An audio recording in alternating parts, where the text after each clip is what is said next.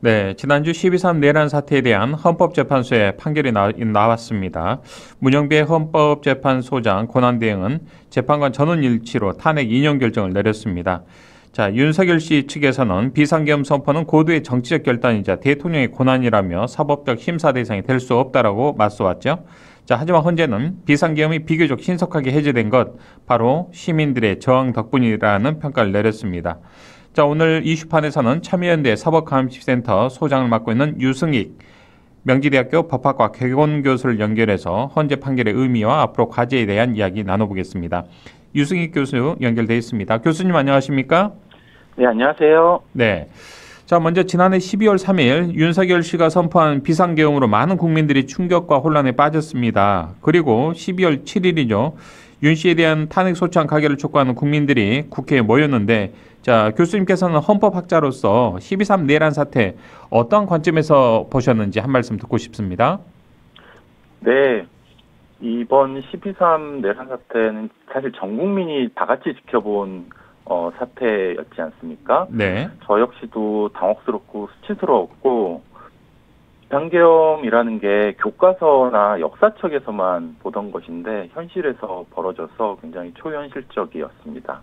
네. 한마디로 말하면 친위 구태타였고 국가 반역이었다 이렇게 생각을 하고 계속해서 지켜봤습니다. 네.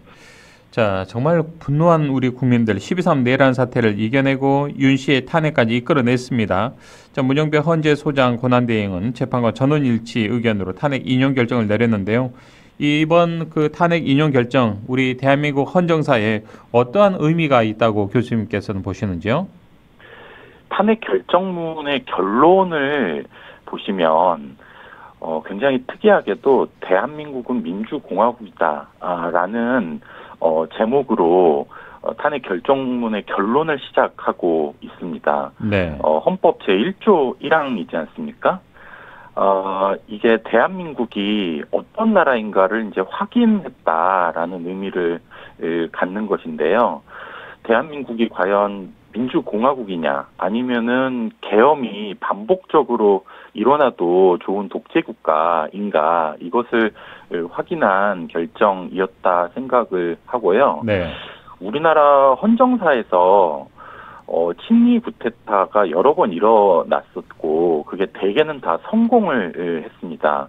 그래서 성공한 쿠데타에 대해서 후에 이제 처벌을 하거나 또는 단죄를 하거나 심판을 제대로 하지 못했죠. 예를 들면 이승만, 박정희, 전두환, 노태우 이 모두 다 군사력이나 이제 폭력을 동원해서 쿠데타로 정권을 잡거나 연장을 했던 정권들이었고 네. 이들 쿠데타들이 대부분 다 성공을 했기 때문에 이승만, 박정희의 경우에는 법적으로나 제도적으로 단죄를 할 수 없었고 전두환, 노태우 같은 경우에는 이제 제대로 단죄되지 않은 채 사면되고 그들도 다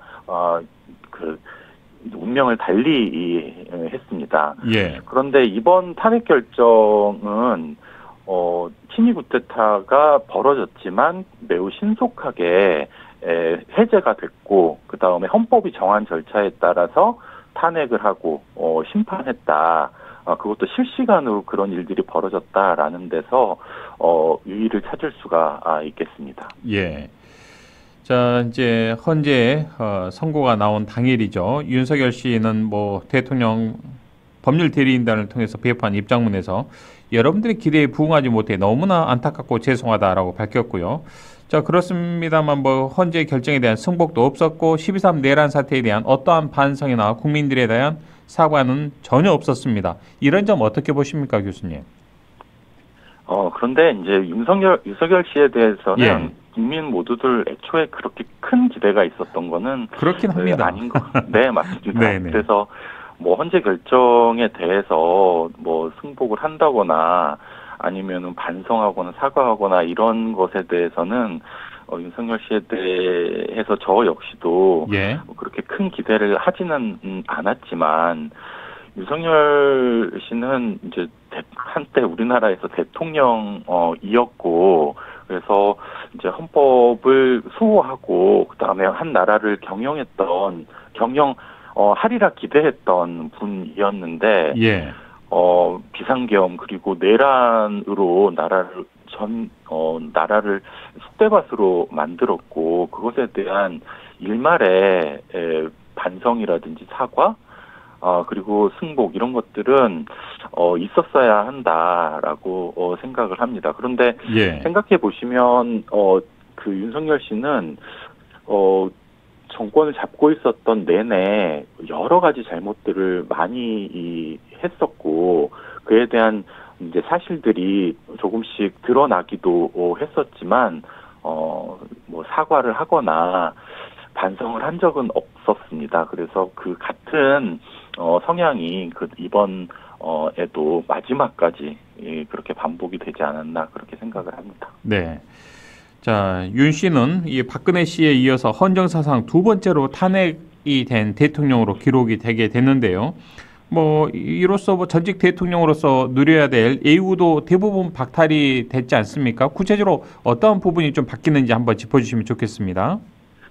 이게 이제 전직 대통령 예우에 관한 법률이 있습니다. 예. 그래서 일반적으로 전직 대통령이 그 정상적으로 퇴임을 하게 되면 상당한 예우들이 주어집니다. 뭐 대표적으로 연금이 있고요. 예. 유족연금을 포함한 연금입니다. 그리고 기념사업을 지원하고 그다음에 비서관 뭐 3명 정도 그리고 운전기사도 딸리게 되고 그래서 보좌 인력들을 지원할 수 있고요. 그다음에 뭐 기타로는 뭐 병원 치료라든지 경호 경비 이런 것들이 예우로서 주어지는데 재직 중에 탄핵되는 경우에는 대부분의 예우가 다 박탈됩니다. 그런데 예. 그 대통령 경호처의 경호 경비는 기본적으로는 5년간 지원이 되고 필요한 경우에는 5년 더 연장할 수는 있습니다. 그래서 최대 10년간 경호 경비는 경호처에 의해서 지원이 되고 그 이후에는 경호 업무가 경찰로 이관됩니다. 그래서 나머지 예우들은 다 박탈이 되고 경호처의 경호 경비 이 정도 남게 됩니다. 자, 교수님과 우리 유승익 교수님과 이렇게 인터뷰를 하는데 제가 계속 윤석열 전 대통령이라고 호칭을 하지 않고요. 윤석열 씨라고 표현하는데 이게 전혀 틀린 이야기는 아니지 않습니까, 교수님? 네, 그렇습니다. 이런 호칭에서부터 이렇게 애우가 좀 박탈되는 거 아니겠습니까? 김대중 전 대통령님, 노무현 전 대통령님, 뭐 이렇게 되는데 애우부터가 완전 다르니까요. 아무튼 윤석열 씨가 파면됐고 그에 대한 호칭에 대한 애우도 저희는 없애는 것으로 하겠습니다. 네, 윤석열 전 대통령은 내란이라고 하는 굉장히 중차대한 사실 범죄를 저지른 것이고요. 이미 대통령으로서 탄핵되지 않았습니까? 그렇죠. 그래서 국민 감정으로도 전 대통령이라고 부르기에는 문제가 있는 것 같기도 합니다. 교수님, 이게 만약에 뭐 그럴 가능성은 거의 제로에 가깝습니다만 만약에 가정법으로 이게 친일 쿠데타가 성공했다고 가정을 해보면 얼마나 끔찍한 일이 벌어지고 있겠습니까? 지금 이 시간에도요. 뭐 우리 유승익 교수님을 포함해서 저도 이렇게 자유롭게 방송하고 있지는 못할 것 같습니다.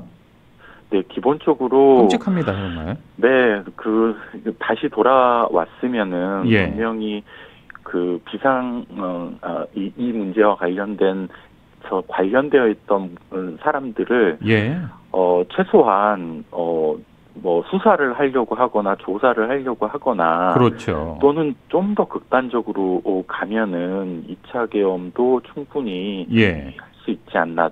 물론 군부가 다시 움직일 것이냐 하는 문제는 있지만 뭐 다른 형태로 비상한 조치들을 활용을 해서 언론도 탄압을 하고 뭐 법조계도 탄압을 하고 뭐 당연히 정치인들도 탄압을 하는 역사가 반복됐을 거고 그건 더 끔찍한 상황이었을 것입니다. 네네.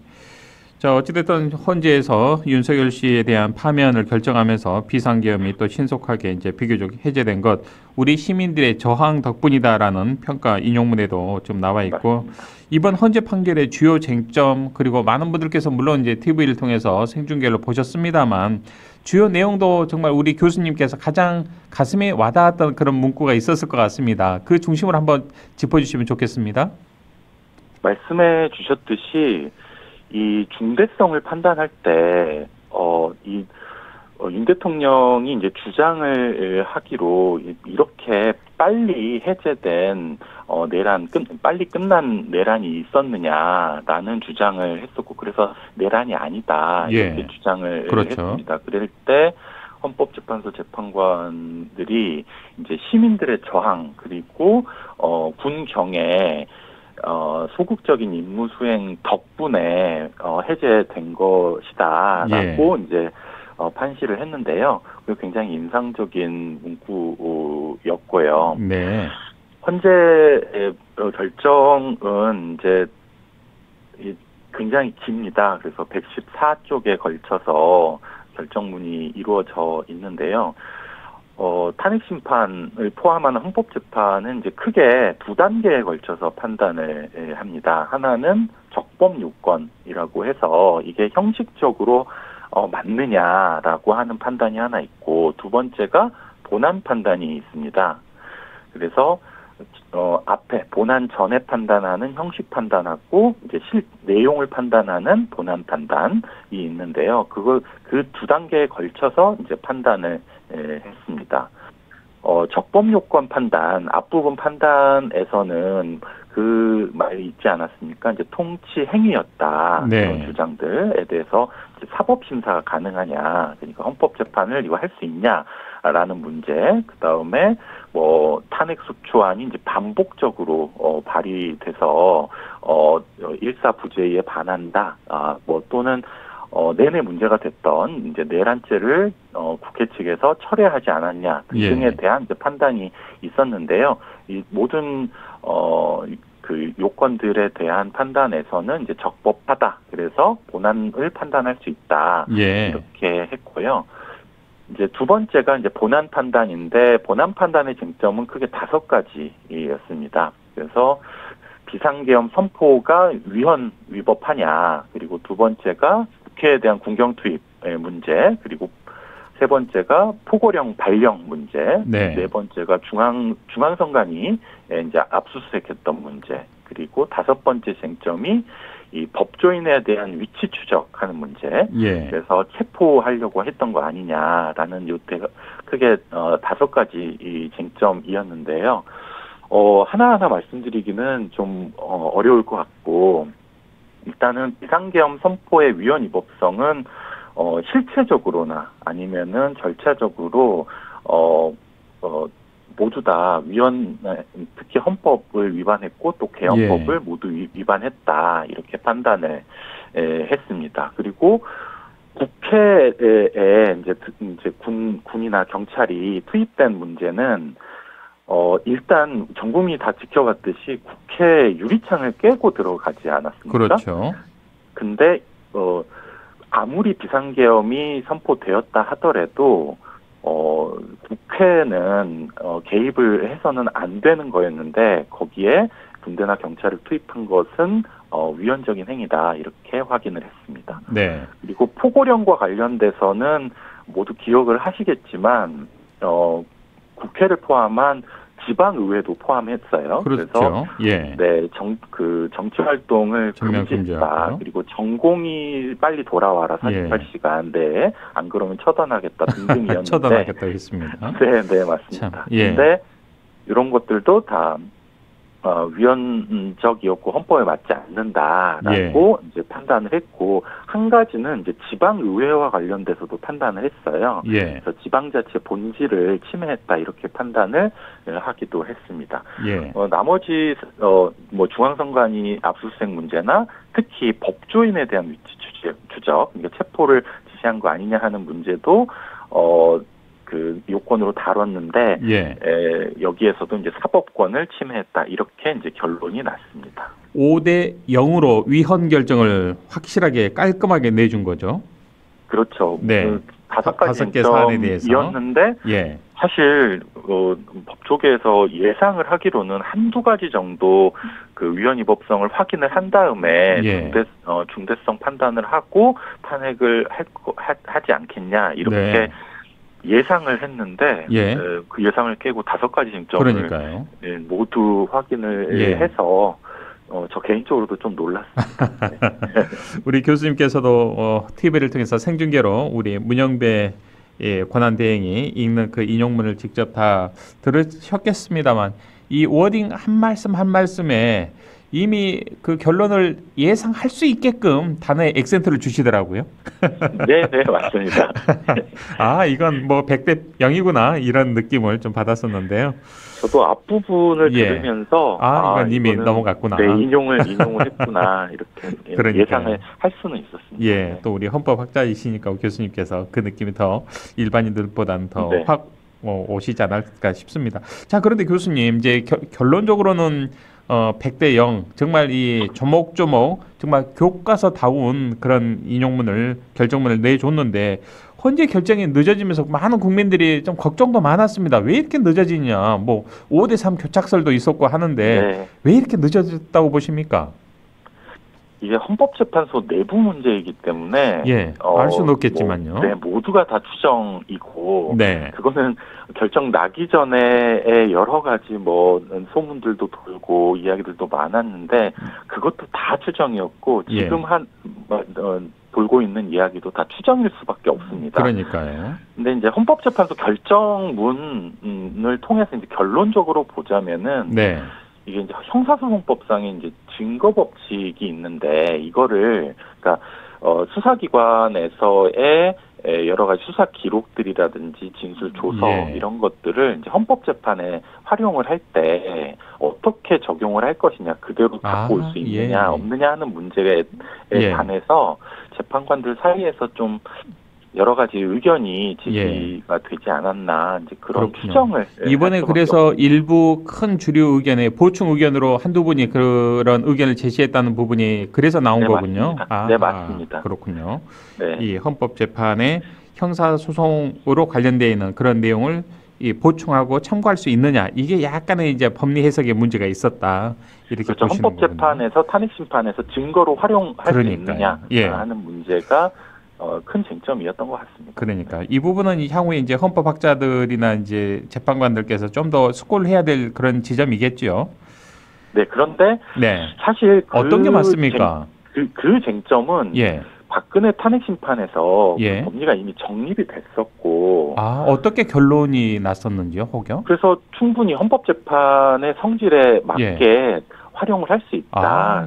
사용할 증거로 채택을 할 수 있다. 이렇게 결론이 났었고 물론 여러 가지 이제 조건이 달려 있습니다. 그래서 뭐 변호사의 입회하에 진술이 됐느냐 또는 뭐 예를 들면 영상으로 처음부터 끝까지 녹화가 됐으면은 그거는 신빙성이 높기 때문에 헌법재판으로 채택을 할 수 있다. 이렇게 이미 결론이 났어요. 자, 교수님 그렇다면은 그러한 조건들이 충분하게 충족이 됐을 경우에는 얼마든지 활용할 수 있다라는 게 거의 다수설로 확정이 된 거네요. 뭐 이론의 여지 없이요. 선례로는 됐었던 거죠.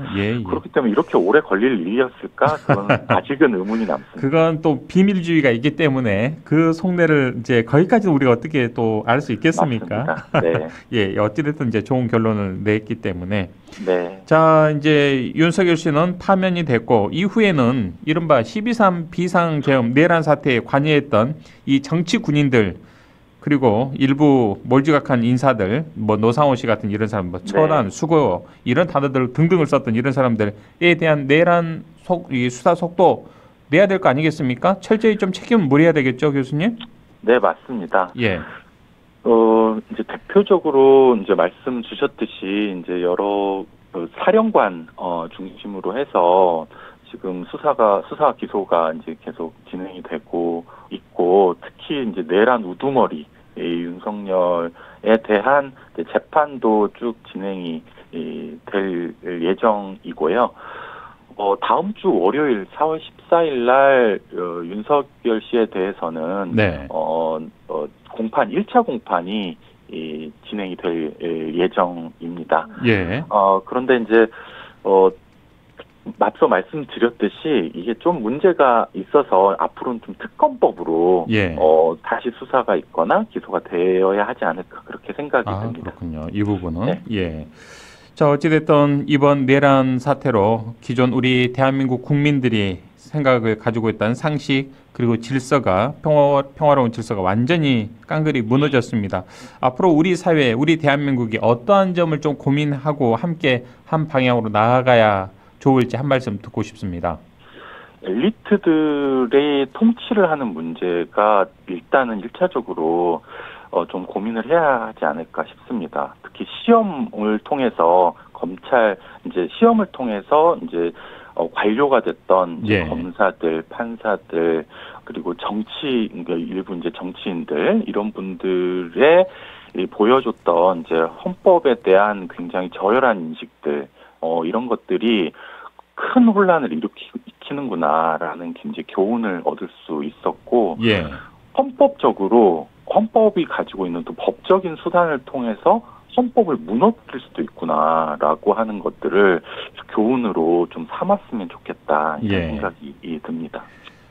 참 그동안에 우리 교수님을 중심으로 한 많은 또 양식 있는 우리 교수님들께서도 이 같은 결과를 이끌어내기 위해서 정말 많은 고생을 해주셨는데요. 자, 이 방송을 듣고 계시는 우리 광주 전남 지역민을 포함해서 우리 국민들, 청취자분들께 우리 사회에 당부하시고 싶은 말씀이 있으면 한 말씀 주시면 고맙겠습니다. 이번 내란 사태를 통해서 알 수 있었던 거는 국민에 의해서 선출된 대통령도 헌법 질서를 무너뜨리고 파괴할 수 있구나. 이런 굉장히 섬뜩한 일들이 일어날 수 있구나라고 하는 것들을 알 수 있었고요. 그래서 우리 사회도 이런 문제, 민주화된 사회에서도 다시 독재가 등장할 수 있다. 이런 부분에 대한 경계가 계속 있었으면 좋겠습니다. 네, 알겠습니다. 자, 교수님 참여연대 사법감시센터의 또 소장님을 맡고 계시는데요. 우리 사회 정말 마음 편하게 살 수 있는 이런 사회, 따뜻한 대한민국이 될 수 있도록 사법감시의 눈 절대 감지 않아 주셨으면 좋겠습니다, 교수님. 네, 알겠습니다. 네, 오늘 좋은 말씀 감사드립니다. 고맙습니다. 네, 감사합니다. 지금까지 유승익 명지대학교 법학과 개공교수와 이야기 나눴습니다.